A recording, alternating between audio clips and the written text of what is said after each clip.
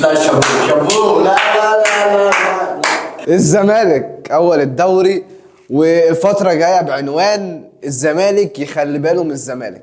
الزمالك بيكسب بيراميدز 1-0 في ماتش يعني تعب لي اعصابي، تعب لي قلبي. أنا كنت قاعد بتفرج، كنت منهار جدا الصراحه من كميه الفرص اللي ضاعت للفريقين.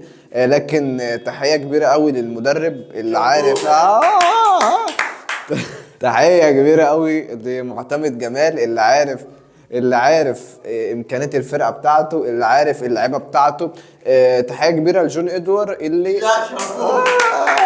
تحيه كبيره لجون ادوار اللي عمل صفقات هي فارقه مع الزمالك دلوقتي، زي اخوان بزيرة، لعيب فارق معاك. ولكن معتمد جمال وتوظيفه لبزيرة في نص الملعب وفي العمق، وانه بيدخل في العمق، ده فارق جدا مع بزيرة.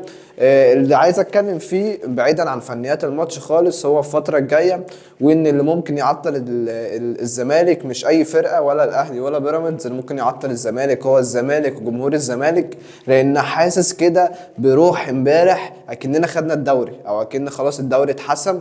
ولكن الدوري ما اتحسمش، انت لسه في دور تاني، لسه في 6 أو 7 ماتشات منهم ماتش مع الاهلي.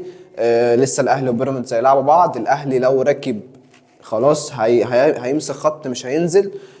فانت لا، فانت لازم اللعيبه تركز، لازم الجمهور ما يحسسش اللعيبه ان احنا خدنا الدوري. لا، احنا ما خدناش الدوري. احنا عندنا عقبه كبيره قوي، وهي نادي بيراميدز، لكن لسه ما خدناش الدوري. اللي عايز اقوله ان يا ريت جماهير الزمالك بس تفضل ضغط على اللعيبه، ونشوف الجماهير في الملعب ان شاء الله تاني بتشجع. طبعا ما راحوش الماتش اللي فات عشان حادثه الدفاع الجوي، وما رضوش يروحوا الملعب الدفاع الجوي. مش عايز اطول عليكم، ده اللي كان عندي الماتش، وشكرا.